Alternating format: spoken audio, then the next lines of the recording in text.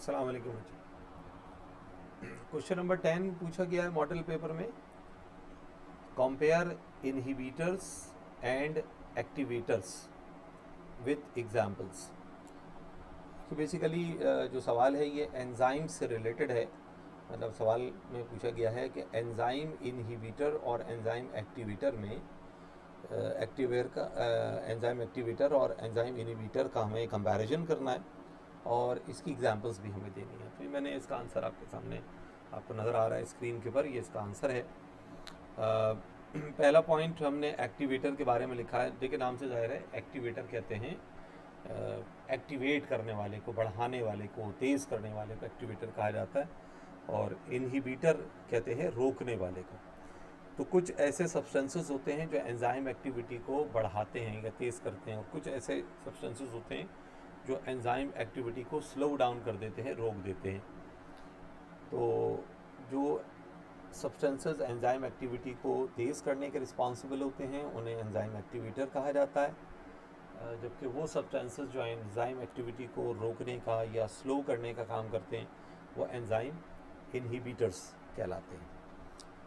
तो basic difference तो मैंने आपको बता दिया। बाकी ये जो हमें किन अल्फाज में जवाब लिखना है वो आप देख सकते हैं।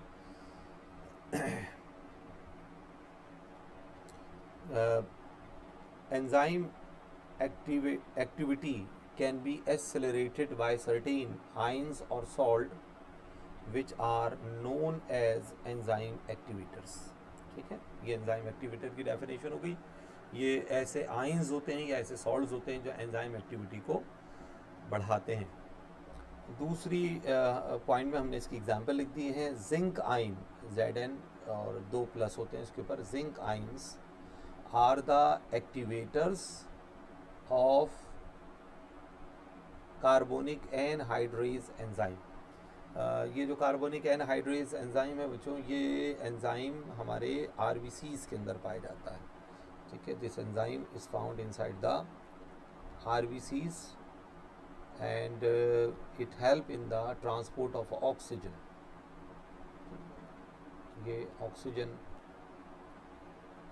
की ट्रांसपोर्टेशन में अहम रोल प्ले करता है। ठीक है, बहरहाल वो डिटेल तो आपको नहीं लिखनी। ठीक है, तो ये बात आ गई तो मैंने इसलिए इसका थोड़ा सा आपको रेफरेंस दे दिया।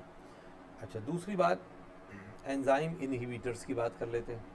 एंजाइम इनहिबिटर्स क्या होते हैं? एंजाइम इनहिबिटर्स आर दो सब्सटेंसेस विच डिक्रीजेस और stop the activity of enzymes. ये वो सब्सटेंसेस होते हैं जो एंजाइम एक्टिविटी को